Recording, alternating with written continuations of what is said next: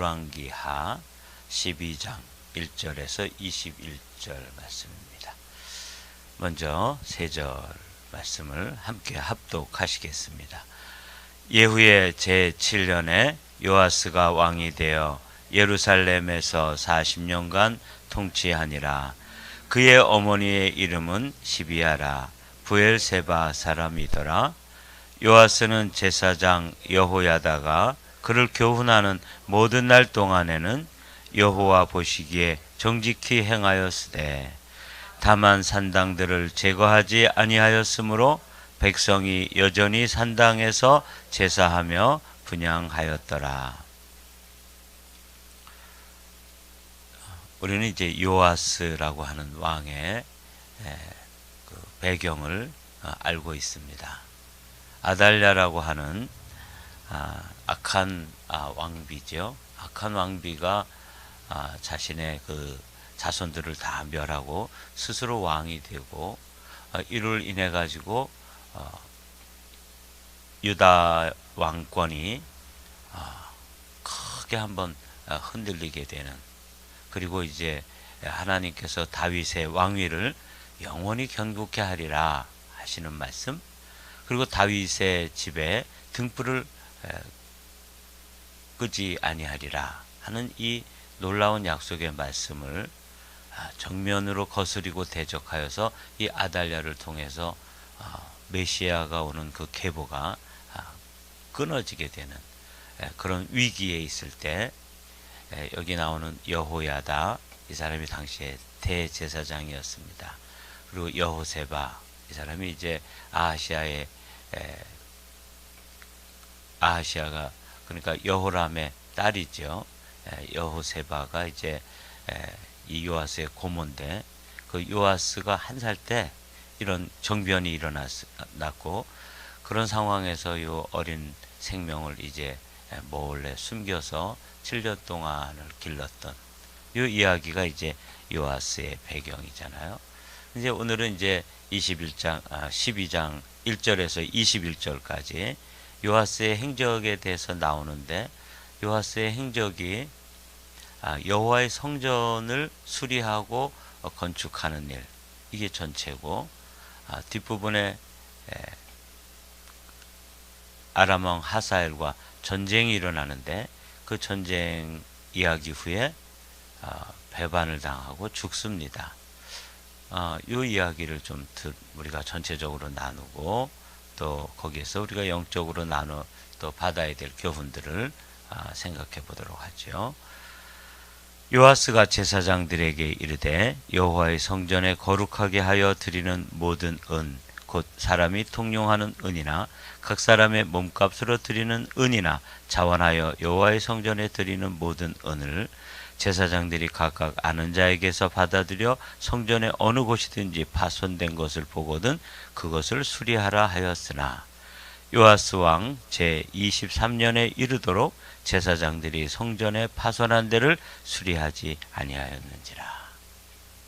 왕이 명령을 했는데, 요아스는 이제 7살이 되었을 때 그 아달랴를 이제 처치하고 왕으로서 이제 옹립이 되었습니다. 그런데 이렇게 더군다나 대제사장 여호야다의 그 가르침과 교훈을 따라서 왕권을 이제 통치를 했는데, 특별히 아주 좋은 뜻으로 이렇게 제사장들에게 성전을 잘 수리하도록 명령을 했는데, 이게 몇 해가 지나도록 20수년이 지나도록 이 일이 잘 진행이 되지 않았다, 이렇게 기록되어 있어요. 여기 보면 어제 말씀 나눈 것처럼 여러 가지 세수입이 있었던 걸 볼 수 있죠.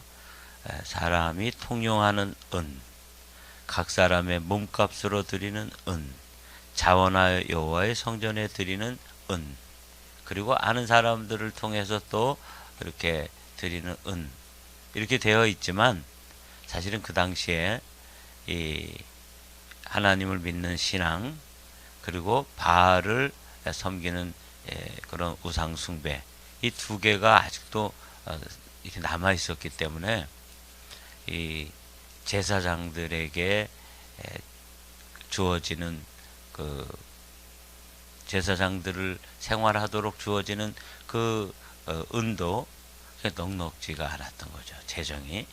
그래서 실제로 이제 재정이 이렇게 들어오지만 이걸 뭐 그 내부적으로 사용하는데 비용으로 다 써버리고 나니까 성전을 수리하거나 보수하거나 이런데 재정이 미처 닿지를 못했다고 학자들은 그렇게 이제 이야기를 하고 있어요.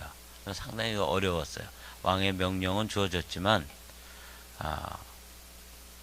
이것을 실행할 만큼의 넉넉한 재정이 충분하지 못했다. 이렇게 이제 이해를 하시고요. 이때 이제 역대하의 말씀을 보면 왕이 대제사장 여호야다를 불러 이르되 내가 어찌하여 레위 사람들을 시켜서 여호와의 종 모세와 이스라엘의 회중이 성막을 위하여 정한 세를 유다와 예루살렘에서 거두게 하지 아니하느냐 하니 이는 그 악한 여인 아달랴의 아들들이 하나님의 전을 파괴하고 또 여호와 전의 모든 성물들을 바알들을 위하여 사용하였음이더라. 이렇게 되니까 이 재정을 이 성전 수리하고 보수하고 또 이렇게 건축하는데 쓸 만큼 이게 이제 재정이 넉넉지 못한 이유를 역대하 동일한 시대의 이야기를 이제 다른 관점으로 기록해 놓은 역대하에서 보면 이게 무슨 이유인지를 알 수 있게 돼요. 이에 왕이 말하여 한 궤를 만들어 여호와의 전 문 밖에 두게 하고 유다와 예루살렘에 공포하여 하나님의 종 모세가 광야에서 이스라엘에게 정한 세를 여호와께 드리라 하였더니 모든 방백들과 백성들이 기뻐하며 마치기까지 돈을 가져다가 궤에 던지니라. 그래서 이제 이런 그 성전에 드리는 그 헌금에 대해서도 조금 제도를 달리해서 이렇게 드리도록 가르치고 또 독려하고 이렇게 해서 이제 재정을 마련해서 성전을 보수하는 걸 볼 수 있게 되죠.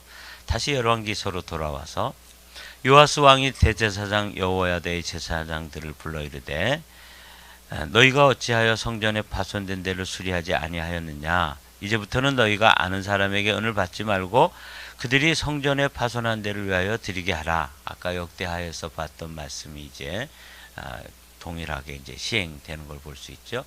그래서 제사장들이 다시는 백성에게 은을 받지도 아니하고 성전 파손한 것을 수리하지도 아니하기로 동의하니라.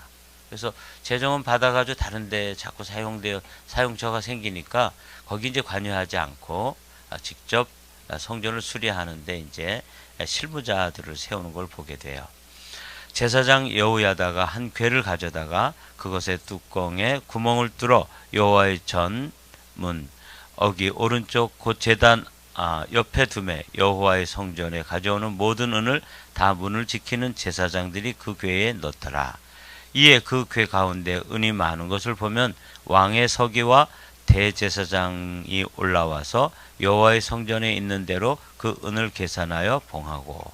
그래서 이제 성전을 계수하는 것도 이제 다른 제사장들뿐만 아니라 이제 왕의 서기들이 올라와서 함께 계수하고 요거는 명목이 건축을 하도록 되어 있는 거니까 건축 성전 보수와 또 수리하는데 사용하도록 이렇게 용처를 정해가지고 이제 헌금을 계수하고 있는 걸 기록하고 있어요. 그 달아본 은을 말하는 자, 곧 그 달아본 은을 일하는 자, 곧 여호와의 성전을 맡은 자의 손에 넘기면 그들은 또 여호와의 성전을 수리하는 목수와 건축하는 자들에게 주고 또 미장이와 속수에게 주고 또 여호와의 성전 파손한 데를 수리할 제목과 다듬은 돌을 사게 하며 그 성전을 수리할 모든 물건을 위하여 쓰게 하였으되. 뭐 어려운 거 아니죠? 이제 재정을 돈이 들어오면 다 제사장들이 그냥 생활비로 쓰거나 이렇게 이제 다른 명목으로 재정이 흘러나가니까 성전을 보수하고 건축할 그런 재정이 남아있질 않았는데 이제는 정확히 구분해서 사용처를 정하고 있는 걸 우리가 이제 보게 되죠. 여호와의 성전에 드린 그 은으로 그 성전의 은 대접이나 불집게나 주발이나 나팔이나 아무 금그릇이나 은그릇도 만들지 아니하고 그 은을 일하는 자에게 주어 그것으로 여호와의 성전을 수리하게 하였으며, 말씀드리는 것과 같이 이렇게 다른 명목으로 쓸 거는 다르게 이 성전을 수리하는 건축 헌금은 성전을 보수하고 수리하는 데만 사용하도록 이렇게 이제 왕이 대제사장 여호야다와 함께 그렇게 이제 정했다. 그걸 이제 세세히 기록하고 있습니다. 또 그 은을 받아 일꾼에게 주는 사람들과 회개하지 아니하였으니 이는 그들이 성실히 일을 행하였습니다. 특별히 뭐 다시 계산하고 뭐 이렇게 할 것도 없이 이제 재정이 아주 투명하게 흘러가고 그로 인해서 이제 일이 진행되고 있는 걸 우리가 보게 됩니다. 속건제의 은과 속죄제의 은은 여호와의 성전에 드리지 아니하고 제사장에 돌렸더라. 그러니까 제사장들에게 돌아갈 몫은 이제 다른 재정으로 이렇게 속건제의 은, 속죄제의 은, 여기 들어온 것에 대해서는 이제 제사장들의 생활비로, 그리고 건축 헌금으로 들어온 것은 건축물 성전을 이제 수리하고 보수하는데, 이제 지금 이 요아스라고 하는 인물이 왕이 될 때 솔로몬 시대와 한 100년 정도 차이가 나요. 그러니까 어떤 건물이 한 100년 정도 되면 보수해야 되죠. 그러니까 이제 그게 그런데 당시에 아달랴와 같은 악한 통치자가 나와서 바알 신을 섬기는 제사장들에게는 재정을 넉넉하게 공급하지만 이 여호와의 전을 위해서나 여호와의 제사장들을 위해서는 이걸 박하게 했던 것 같아요. 그러니까 이게 뭐 재정 상태가 아주 악화됐기 때문에 이게 제대로 돌아가지가 않았었는데, 요아스와 이제 여호야다가 같이 이게 이제 지혜롭게 그 재정의 어떤 그 명목을 잘 정해서 이게 건축 헌금인지 이게 이제 제사장들이 사용해야 될 그런 재정인지 이런 것들을 잘 분류해서 사용한 것을 여기서 이제 보게 됩니다. 그때 아람 왕 하사엘이 올라와서 가드를 쳐서 점령하고 예루살렘을 향하여 올라오고자 하므로, 그렇게 이제 한참 성전을 이제 보수하고 뭐 이렇게 하는 내치죠. 나라의 안의 일을 이제 다스리고 있을 때 이제 외적이 침입하게 되는 일. 이게 이제 요아스의 사적 가운데 한 가지로 기록되어 있어요. 전쟁이 났는데 아람 왕 하사엘이 올라와서 이제 전쟁이 일어났습니다. 18절, 유다의 왕 요아스가 그의 조상들 유다 왕 여호사밧과 여호람과 아하시아가 구별하여 드린 모든 성물과 자기가 구별해 드린 성물과 여호와의 성전 곳간과 왕궁에 있는 금을 다 가져다가 아람 왕 하사엘에게 보냈더니 하사엘이 예루살렘에서 떠나갔더라.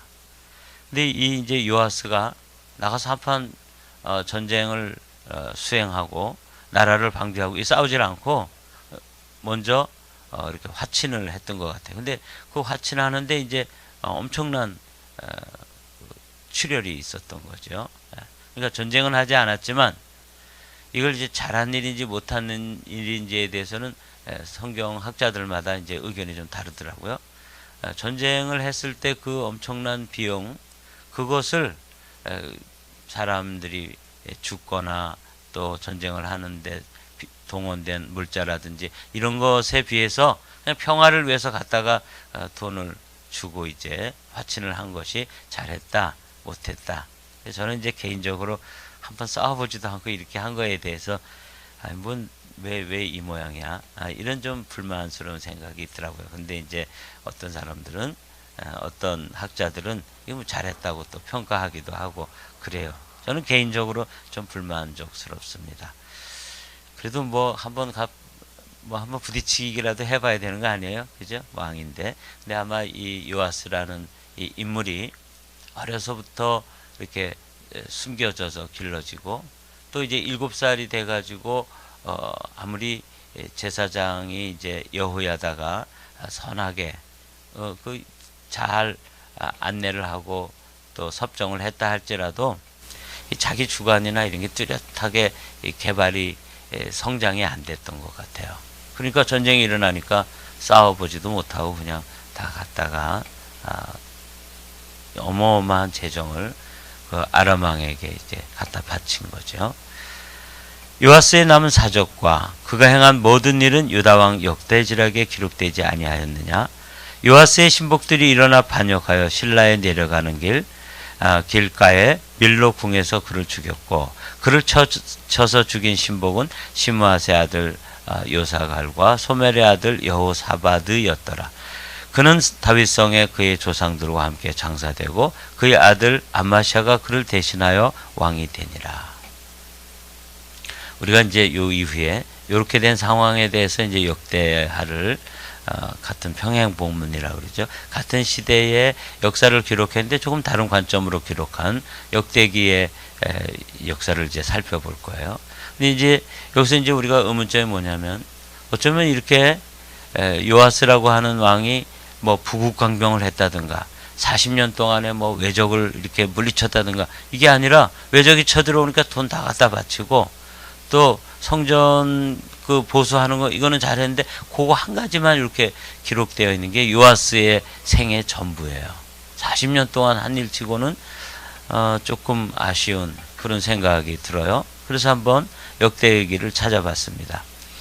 여호야다가 나이 많아 늙어서 죽으니 죽을 때에 130세라. 무리가 다윗성 여러 왕의 묘실 중에 장사하였으니 이는 그가 이스라엘과 하나님과 그의 성전에 대하여 선을 행하였음이더라. 이건 잘한 일이라고 역대하의 기자도 기록하고 있죠.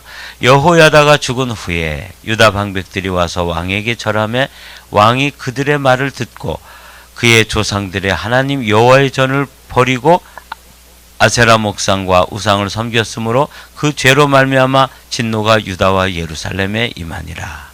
여기서 이제 사단이 났던 거죠. 그 전까지 이 여호야다의 가르침, 교훈, 이걸 따라서 이렇게 통치를 할 때는 성전을 보수하거나 건축하는 일에도 열심을 내었고 이렇게 했었는데, 여호야다가 죽은 후에 이제 다른 그 책사들이죠. 왕에게 이제 가르침을 베풀고 왕에게 조언을 하고 이런 다른 사람들이 이제 전혀 다른 정책으로 조언을 했는데 거기에 그만 귀를 기울이고 그렇게 넘어갔다. 이게 이제 짧게 기록되어 있고 이제 그 다음에 쭉 기록되어 있어요. 저는 이 말씀을 보면서 한 가지 생각을 우리 성도들과 함께 나누어야 되겠다 하는 생각을 주님께서 떠올려 주셨습니다.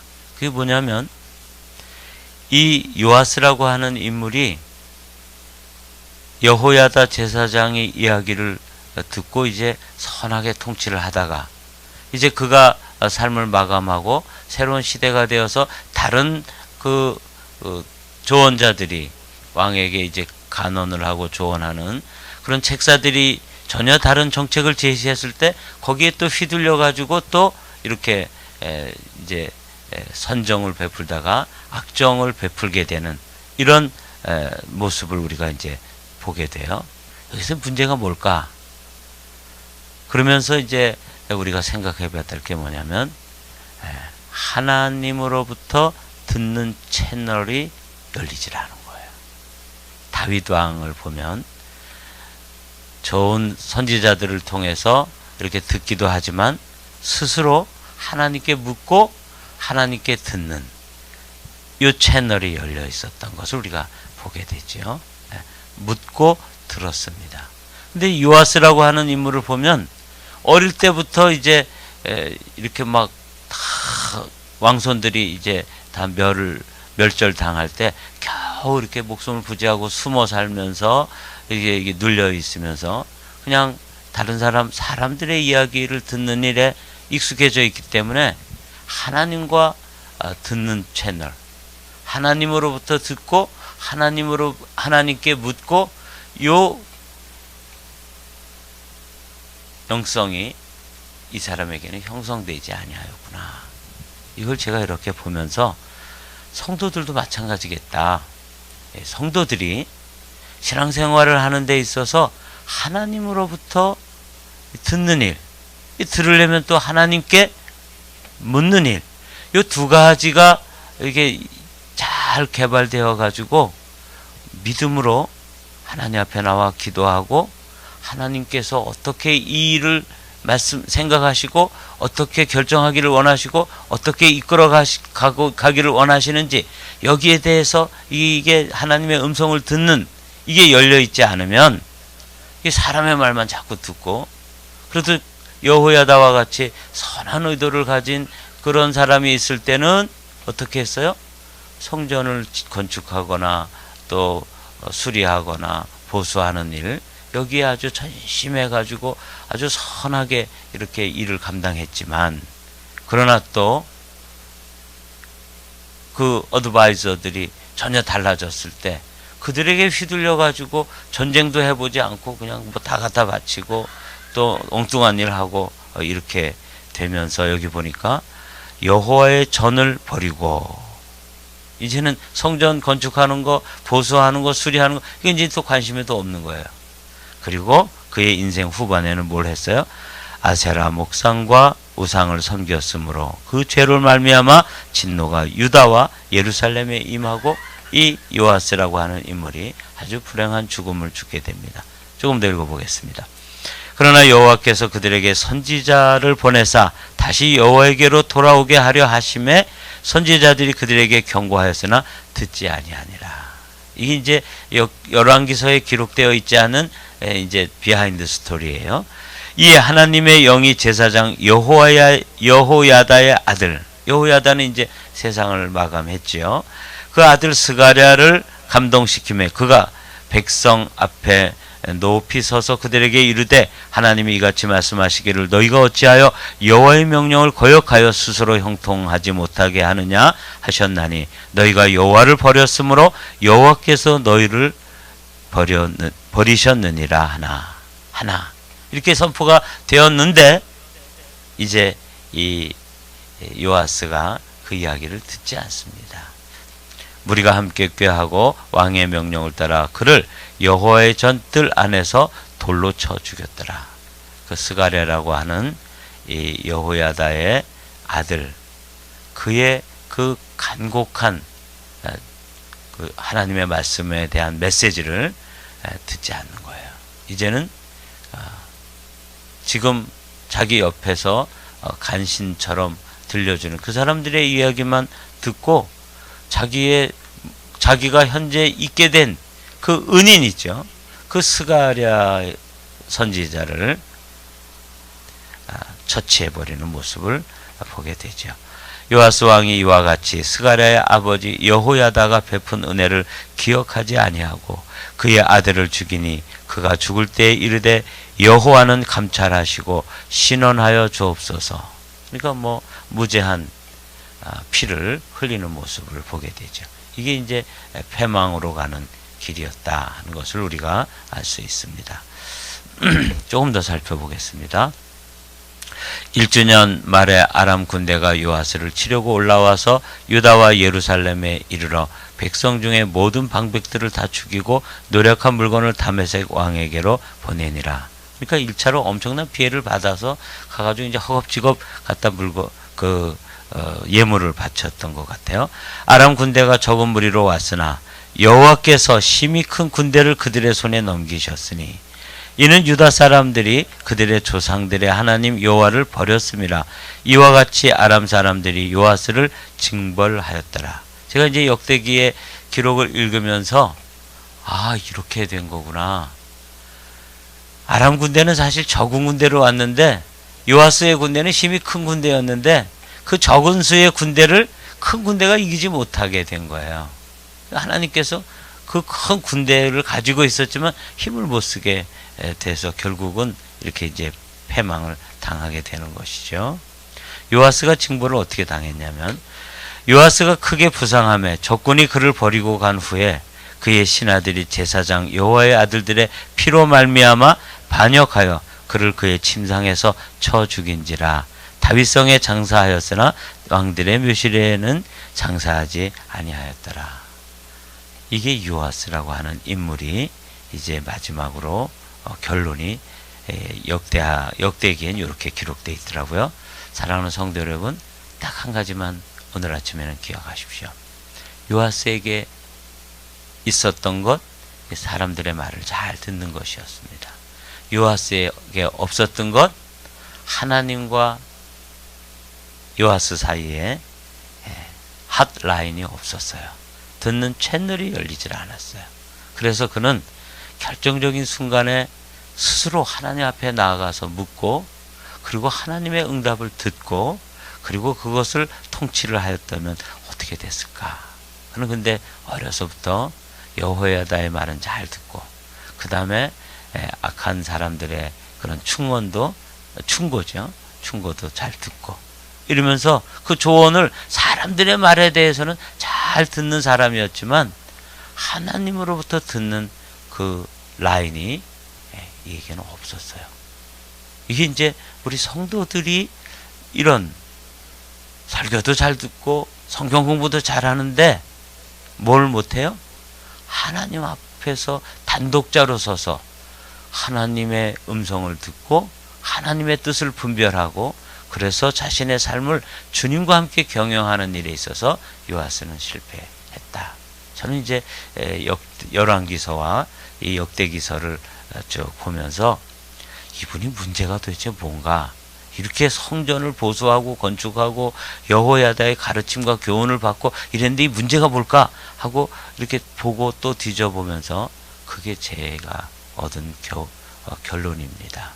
성도들도, 우리 한마음교회 성도들도 이거 없으면 이 사람이 이 말하면 그 말 듣고 저 사람이 저 말하면 저렇게 따라가고, 그러면서 결국 이렇게 왔다 갔다 하다가 엉뚱하게 이렇게 참 불행하게 삶을 마감하게 되는 이런 불운의 사람들도 될 수 있겠다. 이게 이제 제가 이 요아스를 보면서 참 귀한 사람이었고 40년간 통치를 할 수 있었는데, 하나님으로부터 듣는 일, 하나님께 묻는 일, 묻고 듣는 일에 이 사람은 실패함으로써 인생을 실패했다. 이게 이제 결론입니다. 사랑하는 성도 여러분, 여러분은 듣는 채널이 하나님과의 핫라인이 있습니까? 희미하게나마 주님께 묻고 또 주님께 듣고 이 훈련을 지금 하고 있습니까? 이게 오늘 이 본문이 우리에게 주시는 챌린지예요. 여러분들과 제게 이 라인이 분명해져서 주님께 묻는 일에 성실하고 주님께 듣는 일에 열리게 되시기를 주님의 이름으로 간곡히 부탁을 드립니다.